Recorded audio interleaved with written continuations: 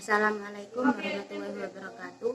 Perkenalkan, nama saya Yuliani Fajri, NIM 212105010078 dari kelompok 18. Di sini saya akan menjelaskan tentang sejarah pemikiran ekonomi makro Islam. Yang pertama, apa sih ekonomi Islam itu? Yakni sebuah sistem ekonomi yang mengikuti aturan agama Islam sama seperti sistem ekonomi lainnya. Ekonomi Islam juga mengejar keuntungan dari berbagai aktivitas ekonomi, misalnya perdagangan, industri, dan masih banyak lagi. Ekonomi Islam mulai diterapkan sejak era Nabi Muhammad SAW hingga kemudian dikembangkan oleh ulama-ulama dan intelektual Muslim dari waktu ke waktu. Selanjutnya, saya akan menjelaskan tentang sejarah pemikiran ekonomi Islam. Yang pertama, fase peletakan dasar-dasar ekonomi Islam.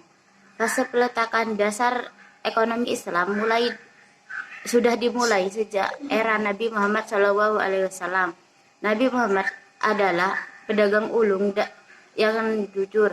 Beliaulah yang mempraktikkan sekaligus meletakkan dasar ekonomi Islam pada awalnya berdasarkan tuntunan Allah SWT melalui kitab suci Al-Quran.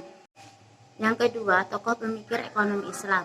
Beberapa tokoh pemikir ekonomi Islam yang masyhur di tahun 731 sampai 798 Masehi misalnya adalah Abu Yusuf.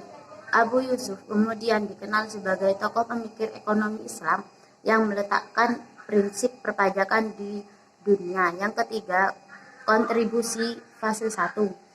Adapun kontribusi tokoh pemikir Islam fase pertama tentu saja adalah Nabi Muhammad SAW. Beliau memberikan contoh langsung bagaimana ekonomi Islam bekerja. Dalam hal perdagangan, misalnya beliau dikenal sebagai pedagang ulung dan jujur, adil, dan menjaga keseimbangan. Yang kelima, kontribusi fase 2. Zaman penjajahan berubah, negara-negara Muslim menikmati kemerdekaannya. Dengan begitu, mulailah babak baru pada negara-negara ini sehingga mereka mulai fokus memikirkan perekonomian dalam negeri.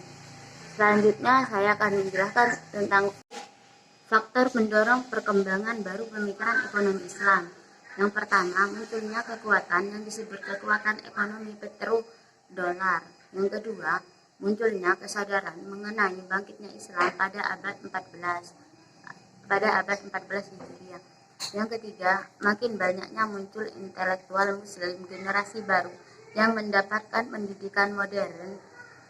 Sekian penjelasan dari saya, kurang lebihnya mohon maaf. Wassalamualaikum warahmatullahi wabarakatuh.